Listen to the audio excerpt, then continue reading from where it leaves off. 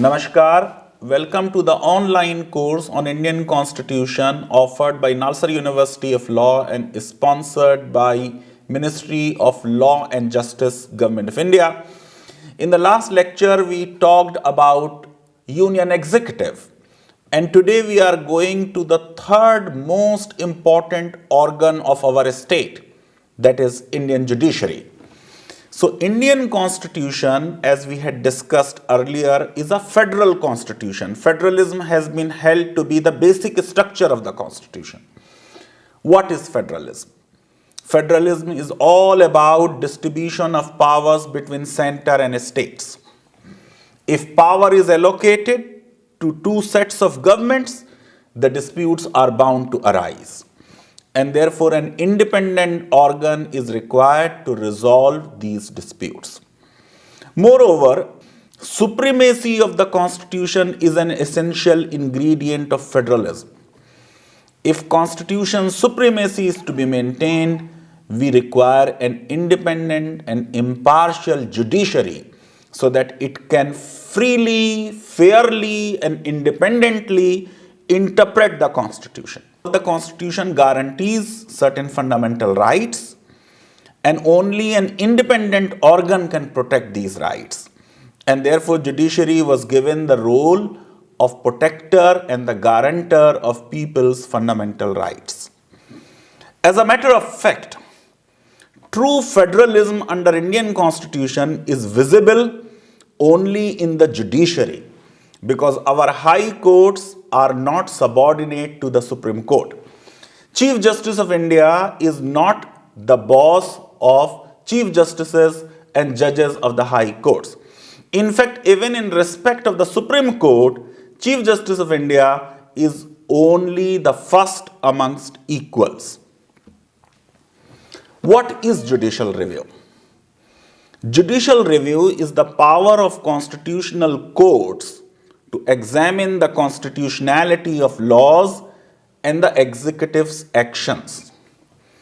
Expression judicial review has not been used in the Indian Constitution. Unlike American Constitution, our Constitution does not even expressly vest judicial power in the courts. But the separation of powers principle has been incorporated as division of functions of three organs under the Constitution is abundantly clear.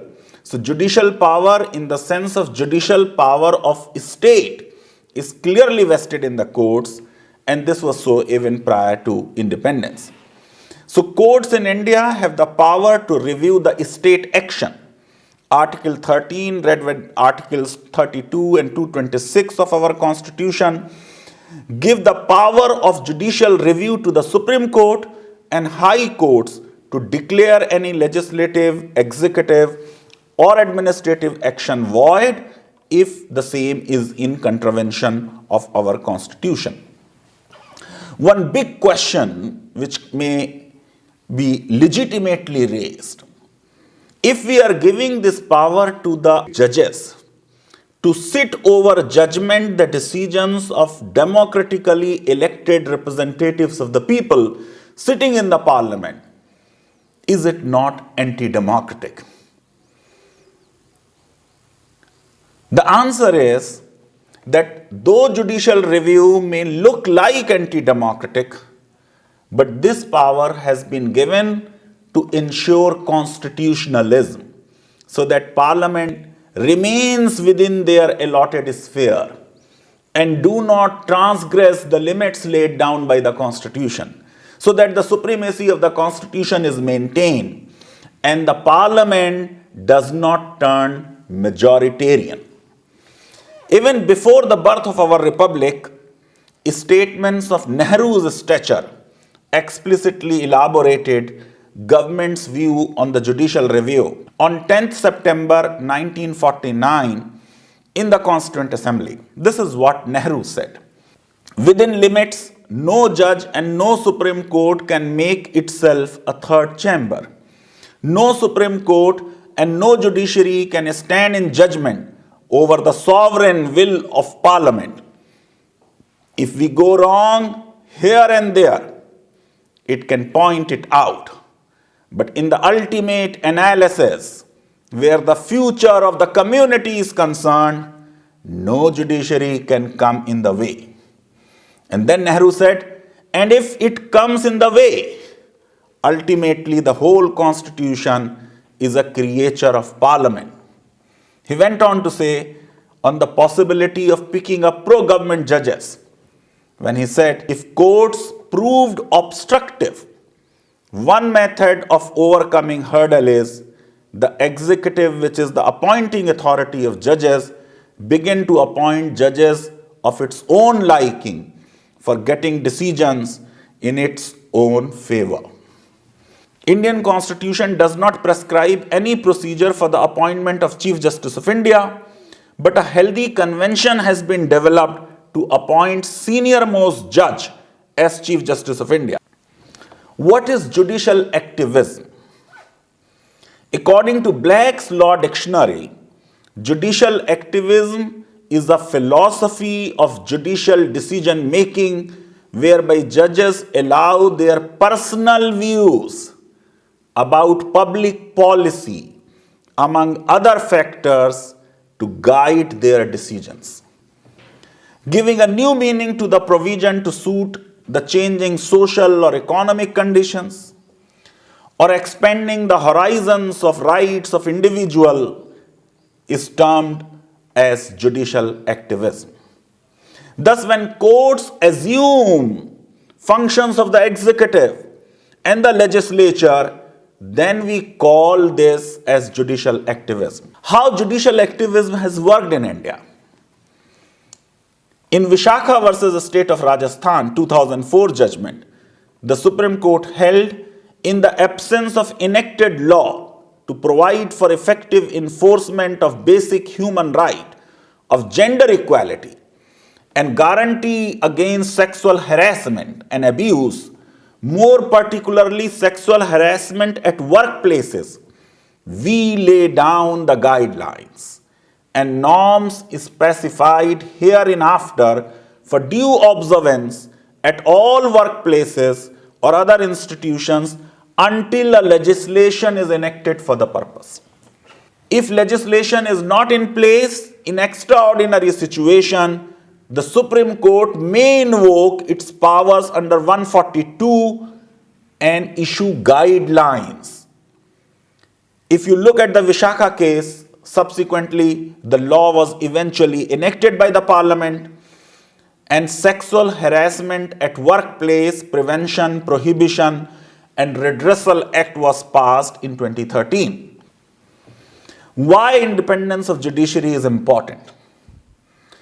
Independence of judiciary is the hallmark of modern liberal and democratic state.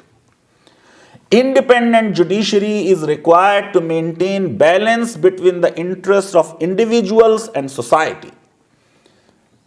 Montesquieu, in his book Spirit of Laws, had said, there is no liberty if power of judging be not separated from the legislative and the executive powers. An independent judiciary is therefore the sine qua non of vibrant democratic system. Only an impartial and independent judiciary can stand as a bulwark for the protection of rights of the individuals and mete out even-handed justice without fear or favor. In S.P. Gupta versus Union of India, 1982 judgment, Supreme Court held judges should be of stern stuff and tough fiber, unbending before power, economic or political, and they must uphold the core principle of rule of law, which says, be you ever so high, the law is above you. This is the principle of independence of judiciary, which is vital for the establishment of real participatory democracy, maintenance of rule of law as a dynamic concept, and delivery of justice to the vulnerable sections of community. It is this principle of independence of judiciary which we must keep in mind while interpreting the relevant provisions of the Constitution. This is what Supreme Court said in S.P. Gupta. How independence of judiciary has been ensured by the Constitution? The independence and impartiality of the judiciary are not private rights of judges. We should not live under this confusion. Independence of judiciary is not the right of judges. It is the right of the citizens. Ultimately, judicial legitimacy and power rest on public confidence in the courts, in the judges themselves, and in their decisions. And therefore, it is the duty of the court to ensure that people's confidence and trust in them is not eroded. Independence of judiciary is in fact the most cherished goal of any legal system, and the process of appointment of judges is rightly seen as a crucial mechanism to achieve this goal. How do we protect judges, ensure their independence? Their salaries cannot be varied and reduced except during financial emergency. They have been given security of tenure. So their impeachment process has been made very difficult.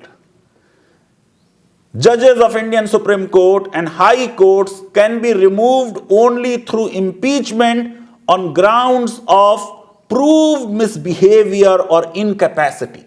Let us now come to the crucial question. Independence of judiciary will be preserved if the appointment process of judges is fair and transparent. Indian Supreme Court, as you know, is the most powerful court in the world. It has 33 plus 1 judges. Originally, Article 124 of the Constitution had provided 7 plus Chief Justice of India, 7 plus 1. But 124 gave power to the Parliament to prescribe a larger number. Accordingly, Parliament enacted the Supreme Court Number of Judges Act 1956, which provided the maximum of 10 judges. Article 124 says that judges of Supreme Court would be appointed by the President after consultation with such judges of Supreme Court and High Courts as President may deem necessary. Then it says, but the Chief Justice of India shall always be consulted in the appointment of judges. How the collegium system came into being?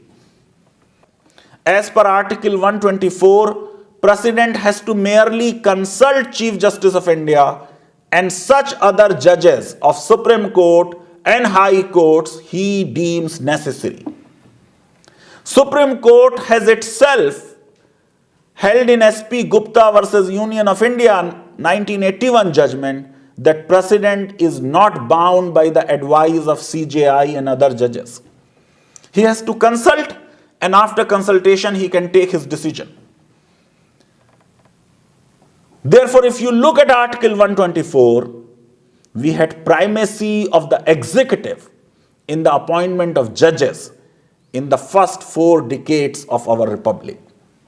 But subsequently, Supreme Court in Supreme Court Advocates on Record Association, 1993, and then in 1998 in the Presidential Reference, observed that President is bound by the recommendation of the Collegium of Chief Justice of India plus 4 senior most judges. This is how Collegium was born. How Collegium system has worked. When judges are appointing judges, ideally the system should have ensured timely appointment of more competent, independent, and fearless judges. But a closer scrutiny of Collegium's decisions reveal that at times their decisions are as unpredictable as English weather.